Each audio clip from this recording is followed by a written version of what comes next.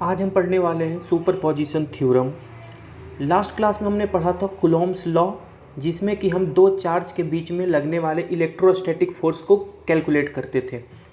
हमने उसका फॉर्मूला भी देखा था, F = 1/4πε0 Q1 Q2/r²। ये इलेक्ट्रोस्टैटिक फोर्स दोनों चार्ज के प्रोडक्ट के डायरेक्टली प्रोपोर्शनल होता था एंड दोनों चार्ज के बीच में डिस्टेंस के स्क्वायर का इन्वर्सली प्रोपोर्शनल होता था। अगर किसी सिस्टम में मल्टीपल चार्जेज है तो उस मल्टीपल चार्ज की वजह से किसी एक चार्ज के ऊपर लगने वाले टोटल नेट फोर्स को हम सुपरपोजिशन थ्योरम की हेल्प से कैलकुलेट करते हैं। According to superposition theorem, when there are multiple charges present close to each other, then the net force on one charge can be calculated by finding the vector sum of forces applied by individual charges. हम example से समझते हैं। यहाँ पर हम एक system में total 5 charges given है। यहाँ पर हम Q1 चार्ज के ऊपर टोटल नेट फोर्स कैलकुलेट करना चाहते हैं।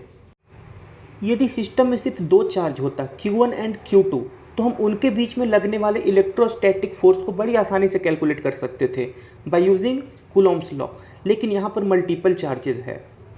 मल्टीपल चार्ज होने की वजह से Q1 चार्ज के ऊपर Q2 चार्ज की वजह से एक फोर्स लगेगा, Q1 चार्ज के ऊपर Q3 चार्ज की वजह से भी एक फोर्स लगेगा, Q1 चार्ज के ऊपर Q4 चार्ज की वजह से भी एक फोर्स लगेगा और Q1 चार्ज के ऊपर Q5 चार्ज की वजह से भी एक फोर्स लगेगा।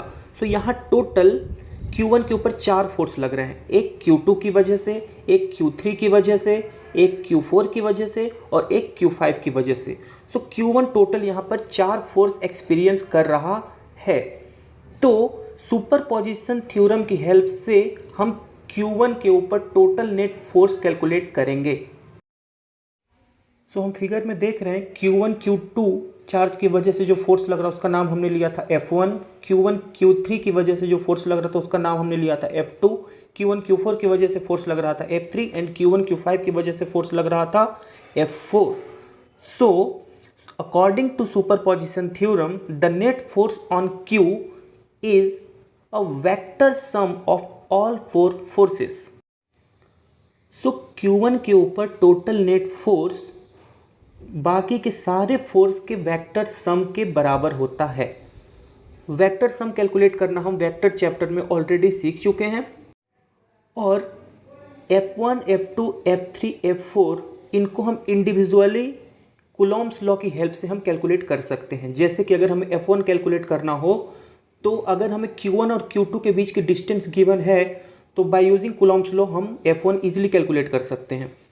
अगर हमें F2 कैलकुलेट करना हो और Q1 Q3 के बीच की डिस्टेंस गिवन हो तो कूलॉम्स लॉ की हेल्प से हम F2 कैलकुलेट कर सकते हैं। F3 के लिए भी इसी तरीके से अगर Q1 Q4 के बीच की डिस्टेंस गिवन हो तो हम F3 कैलकुलेट कर सकते हैं और इसी तरीके से हम F4 कैलकुलेट कर सकते हैं। तो पहले तो हम चारों फोर्स को इंडिविजुअली कैलकुलेट करेंगे, बाद में हम उन चारों का वेक्टर सम कैलकुलेट कर देंगे जिससे कि हमें Q1 के ऊपर टोटल नेट फोर्स मिल जाता है।